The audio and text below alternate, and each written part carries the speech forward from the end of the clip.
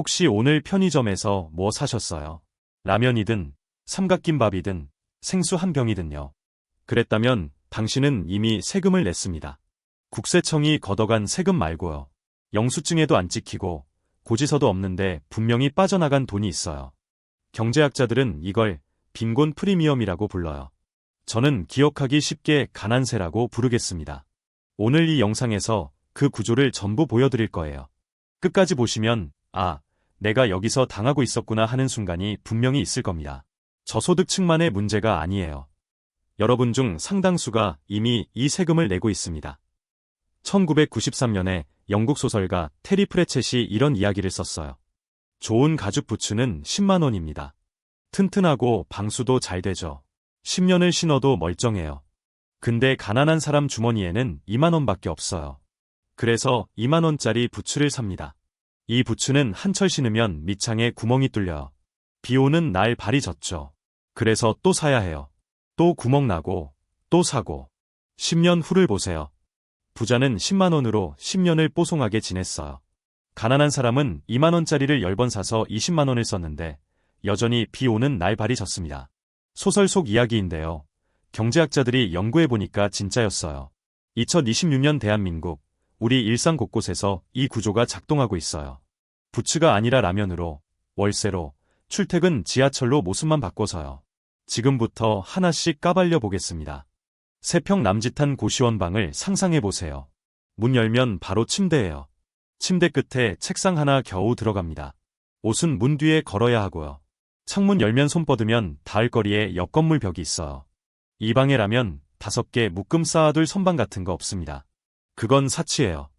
이 방에 사는 청년이 저녁으로 라면을 먹으려고 해요. 대형마트 가면 신라면 5개 입이 4,000원이에요. 개당 800원이죠. 근데 마트는 버스 타고 30분 거리예요. 왕복 버스비 2,800원의 시간은 1시간. 집 앞 편의점에서 사면 한 봉지 1,500원입니다. 당연히 마트가 이득이잖아요. 맞아요. 근데 함정이 있어요. 지금 이 청년 통장에 2,000원밖에 없으면요. 4,000원짜리 5개 입은 선택지에 없습니다. 그건 다른 세계 얘기예요. 지금 당장 1,500원으로 오늘 저녁을 해결하는 게 유일한 방법이에요. 그리고 내일 버스비도 남겨둬야 하잖아요. 4,000원 쓰면 내일 출근을 못해요. 대용량이 싸다는 말은 대용량 살 여유가 있는 사람한테만 해당되는 얘기입니다. 냉장고가 있고 저장 공간이 있고 당장 급하지 않은 사람들 얘기예요. 라면만 그런 게 아니에요. 휴지 사롤 편의점에서 사면 3,000원인데 마트에서 30롤 사면만 2,000원이에요. 롤당 가격이 2배 차이 납니다. 생수는 3배까지 벌어져요. 세제, 샴푸, 칫솔 전부 마찬가지예요. 소포장은 대용량보다 단가가 2배에서 3배 비쌉니다. 한 달로 계산해 볼게요. 편의점이랑 소형마트에서 소포장 위주로 생필품 사는 사람은 대형마트에서 대용량으로 사는 사람보다 월 15만 원에서 20만 원을 더 씁니다. 연간으로 치면 200만 원 가까이 돼요. 잠깐, 이거 무슨 뜻인지 아세요? 가난한 사람이 부자보다 같은 물건 사는데 연간 200만 원을 더 쓴다는 겁니다. 이게 첫 번째 가난세예요. 코스트코나 트레이더스 가면 되잖아요. 창고형 마트 얘기 나올 줄 알았어요. 맞아요. 거기 진짜 싸요. 근데 코스트코 연회비가 38,500원부터 시작합니다. 프리미엄은 적립이 더 되고 더 비싸요. 이 돈을 선투자할 여유가 없으면 문 앞에도 못 가요.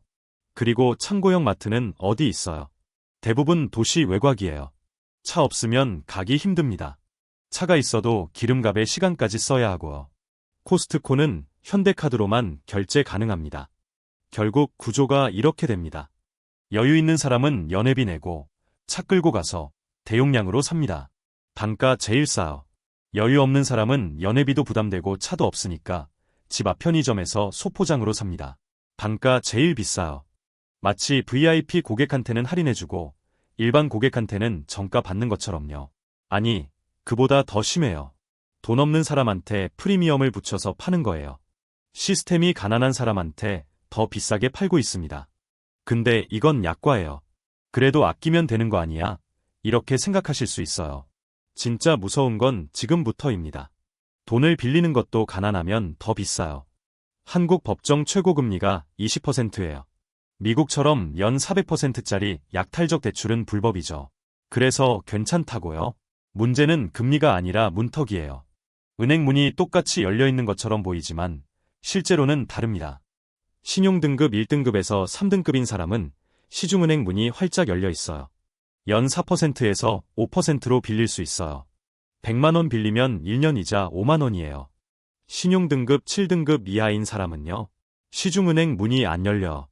저축은행이나 캐피탈 가야 합니다. 거기 금리가 연 15%에서 20%예요. 100만 원의 이자 18만 원. 같은 100만 원인데 누구는 이자 5만 원 내고 누구는 18만 원 내요. 3배가 넘게 차이 납니다. 여기서 질문 하나 할게요. 신용등급이 왜 낮을까요? 대부분 이미 가난해서예요. 소득이 적고 연체 이력 있고 담보로 잡을 게 없으니까요. 가난해서 신용이 낮아요. 신용이 낮으니까 비싼 이자를 내요. 비싼 이자 내느라 돈이 더 없어져요. 더 가난해져요. 탈출구가 안 보이는 미로 같은 구조입니다. 들어가면 나오기가 힘들어요. 근데 이것도 차라리 나은 경우예요. 진짜 문제는 대출 자체가 안 되는 사람들이에요. 한국의 금융소의 인구가 400만 명입니다. 은행에서 아예 거절당하는 사람들이요. 저축은행도 안 받아줘요. 급하게 병원비 200만 원 필요한 상황을 상상해보세요. 가족이 쓰러져서 수술비가 필요해요. 신용 좋은 사람은 마이너스 통장에서 빼면 됩니다. 연 5% 이자. 금융 소외자는요. 갈 데가 없어요. 선택지가 3개예요. 하나, 치료 포기. 둘, 지인한테 빌리기. 근데 주변에 200만 원 빌려줄 사람이 있을까요? 셋, 불법 사금융. 불법 사금융 세계로 가면 법정 금리 20% 같은 건 안 지켜요. 연 100% 넘는 이자도 흔합니다. 1년에 원금만큼 이자 붙는 거예요. 법의 보호는 제도권 안에 있는 사람한테만 해당됩니다. 제도 밖으로 밀려난 사람들은 무법지대에 서 있는 거예요. 여기까지가 돈을 더 쓴다는 얘기였어요. 근데 가난세의 진짜 무서운 점은 따로 있습니다. 돈만 빼앗기는 게 아니에요. 기회를 빼앗깁니다. 그리고 그게 평생 따라다녀요. 부동산 얘기 해볼게요. 여기 좀 의외인 부분이 있어요. 가끔 월세가 전세보다 쌀 수 있다는 거 아세요? 서울 어느 빌라를 예로 들어볼게요. 전세 보증금 3억 원. 월세는 보증금 3천만 원에 월 80만 원. 3억 원을 은행에 넣으면 연 3%만 잡아도 월 75만 원 이자가 나와. 그러면 월세 80만 원이랑 거의 비슷하거나 계산에 따라서는 월세가 나을 수도 있어요. 그럼 월세가 더 합리적인 선택 아니에요? 지금 이 순간만 보면 그래요. 근데 10년 뒤를 한번 보세요. 전세 3억 원 있는 사람. 10년 동안 그 돈이 어디 갔어요? 아무 데도 안 갔어요. 그대로 자기 돈이에요. 10년 후에 돌려받으면 3억 원이고 전세금 올랐으면 3억 5천만 원이 될 수도 있어요. 이 돈으로 내 집 마련 가능성이 있습니다. 월세 80만 원 내는 사람. 80만 원 곱하기 12개월 곱하기 10년 하면 9,600만 원이에요. 거의 1억 원을 주거비로 썼어요. 10년 후에 남는 건 뭘까요? 없어요.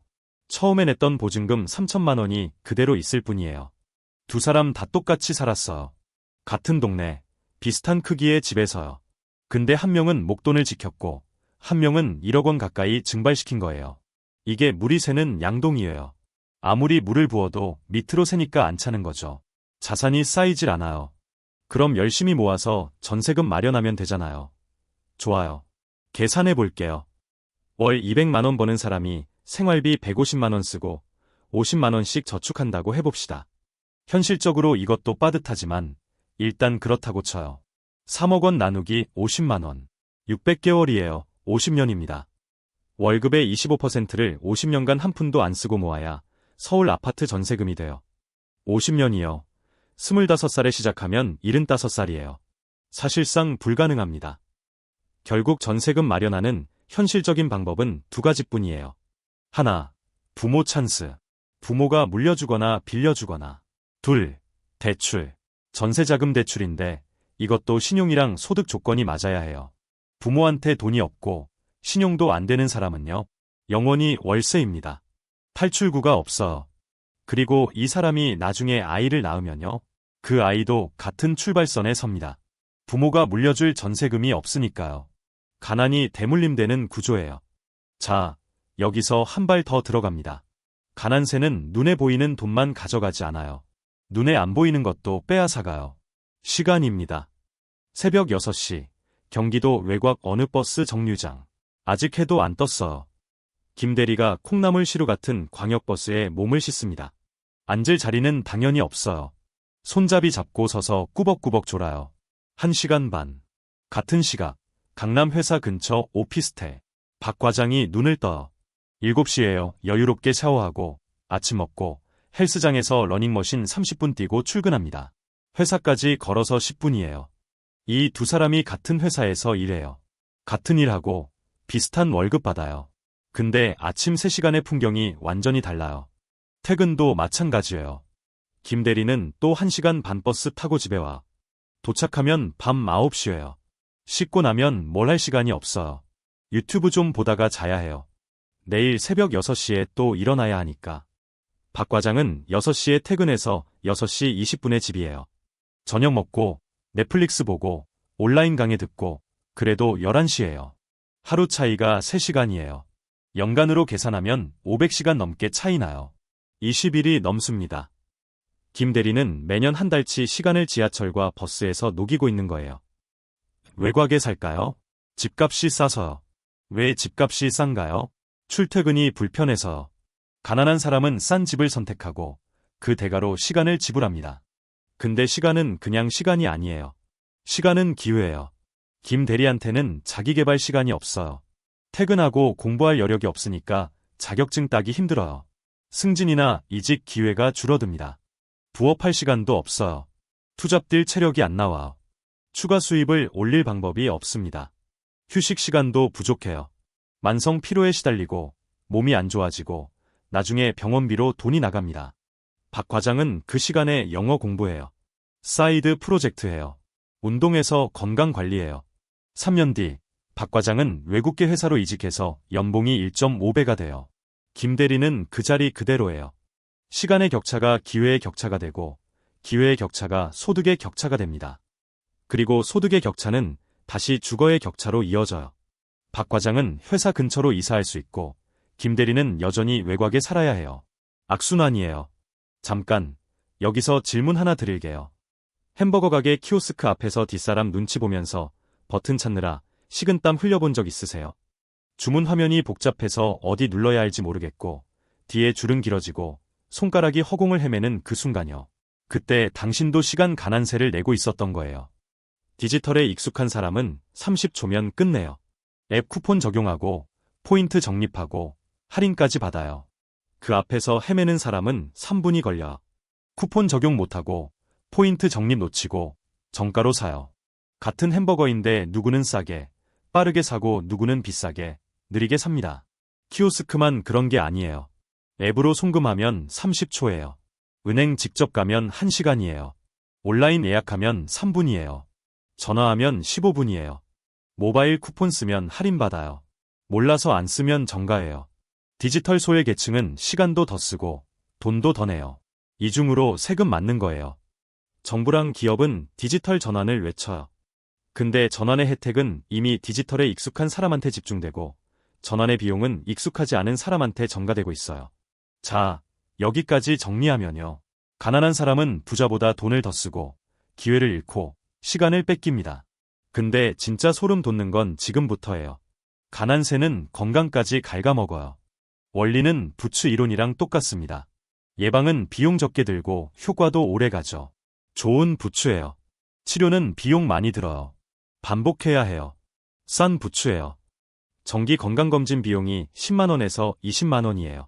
비싸게 느껴질 수 있어요. 근데 암을 1기에 발견하면 치료비가 수백만원이에요. 4기에 발견하면 수천만원에서 수억 원이에요. 그것도 치료가 되면 다행이고요. 예방에 투자할 여유가 있는 사람은 병을 일찍 치료하죠. 적은 비용에 빠른 회복. 그 여유가 없는 사람은 괜찮겠지 하면서 버텨요. 증상이 심해져서 병원 갔을 때는 이미 늦어요. 훨씬 큰 비용에 긴 치료 기간을 쓰게 됩니다. 더 심각한 건요. 아픈데도 쉬지 못하는 사람들이에요. 정규직은 유급 병가가 있어요. 아프면 쉬면서 월급 받아요. 일용직은요? 프리랜서는요? 자영업자는요? 아프면 그날 소득이 제로예요. 하루 쉬면 그날 밥값이 사라져요. 그래서 몸이 보내는 경고 신호를 무시해요. 좀 아파도 일해요. 참으면 나아지겠지 하면서 감기가 폐렴되고 허리 통증이 디스크되고 피로가 만성질환이 돼요. 그리고 결국 더 오래 일 못하게 되고 더 큰 치료비를 내게 됩니다. 가난세는 건강마저 담보로 잡아요. 몸까지 갈아넣게 만들어요. 그리고 여기서 끝이 아니에요. 이 모든 게 다음 세대로 넘어갑니다. 이게 진짜 무서운 거예요. 교육 얘기해볼게요. 한때 교육이 계층 이동의 사다리였잖아요. 가난한 집 아이도 공부만 잘하면 올라갈 수 있었어요. 개천에서 용난다고 했죠. 지금은요. 사교육비가 월 평균 50만 원이에요. 고소득층은 100만 원 넘게 써요. 영어, 수학, 코딩, 논술, 과목마다 학원이 따로 있어요. 대학 등록금이 연 700만 원에서 1000만 원이에요. 4년이면 3000만 원에서 4000만 원이에요. 취업 준비 비용도 있어요. 토익 학원, 자격증 시험, 면접 학원, 거기에 인턴 기회 비용까지 또 수백만 원이에요. 저소득층 학생은 같은 시험을 치르면서 완전히 다른 조건에서 경쟁해요. 방과 후에 아르바이트 해야 해요. 공부 시간이 줄어요. 비싼 학원 대신 혼자 인강 들어요. 질문할 데가 없어요. 해외 어학 연수요. 꿈도 못 꿔요. 고소득층 아이는 방학 때 해외 캠프 가요. 저소득층 아이는 방학 때 알바 뛰어요. 같은 스펙을 쌓는데 드는 노력이 몇 배예요. 정보 격차도 있어요. 이 동네 재개발된대. 그 회사 상장한대. 이번 청약 넣어봐. 이런 정보가 어디서 돌아요? 명문대 동문 네트워크, 고소득층 커뮤니티, 부유한 동네 학부모 모임, 특정 네트워크 안에서만 돌아요. 거기 안 속하면 같은 기회가 눈앞에 있어도 몰라요. 결과가 어떻게 되냐면요. 명문대 학생 중 고소득층 자녀 비율이 계속 높아지고 있어요. 통계로 나와 있어요. 교육이 사다리가 아니라 장벽이 되어가고 있어요. 올라가는 사다리가 아니라 있는 자리 지키는 성벽이 된 거예요. 부모가 낸 가난세를 자녀가 물려받습니다. 여기까지 듣고 이런 생각 드실 수 있어요. 그래도 노력하면 되는 거 아니야? 흙수저에서 성공한 사람도 있잖아. 맞아요. 있어요. 저도 알아요. 근데 그건 구조를 뚫은 예외적인 사례지 구조가 공정하다는 증거가 아니에요. 비유 하나 해볼게요. 100명이 달리기를 해요. 근데 10명한테만 20kg짜리 모래주머니를 등에 달아줘요. 그리고 말해요. 열심히 뛰면 이길 수 있어. 몇 명은 진짜 이겨요. 모래주머니 달고도 1등 하는 괴물이 있어요. 근데 그게 공정한 경기였다고 할 수 있을까요? 모래주머니 달고 이긴 사람한테 박수 칠 게 아니라 왜 절반한테만 모래주머니를 달았는지 물어야 하는 거 아닌가요? 가난세는 개인의 잘못이 아닙니다. 시스템이 설계한 구조예요. 왜 이런 구조가 유지될까요? 간단해요. 누군가는 이 구조에서 돈을 벌거든요. 편의점은 소포장 고마진으로 수익 내요. 임금융권은 고금리 대출로 수익 내요. 임대업자는 월세로 안정적인 현금 흐름 만들어요. 기업은 시간 갈아 넣는 저임금 노동력을 활용해요. 가난한 사람이 내는 가난세가 다른 누군가의 수익이 됩니다. 이 구조를 유지하는 게 이익인 사람들이 있어요. 그래서 안 바뀌는 거예요. 그러면 우리는 뭘 해야 할까요? 솔직히 정책을 바꾸자, 제도를 개선하자, 이런 얘기할 수 있어요. 맞는 말이에요. 근데 그건 오래 걸려. 지금 당장 할 수 있는 게 하나 있어요. 시선을 바꾸는 겁니다. 2만 원짜리 부츠 신는 사람한테 왜 10만 원짜리 사서 아끼지 못했어? 라고 묻는 건 잔인한 질문이에요. 10만 원이 없으니까 2만 원짜리 산 거잖아요. 우리가 던져야 할 질문은 이거예요. 왜 2만 원짜리 부츠를 신을 수밖에 없었는가? 그리고 왜 그 선택이 더 비싼 대가를 치르게 하는가? 왜 가난한 사람들은 더 노력 안 해?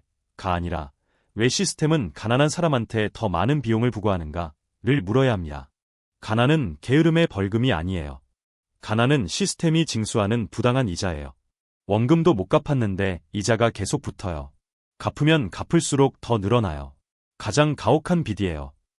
20세기 미국의 대표적인 흑인 작가 제임스 볼드윈이 이런 말했어요.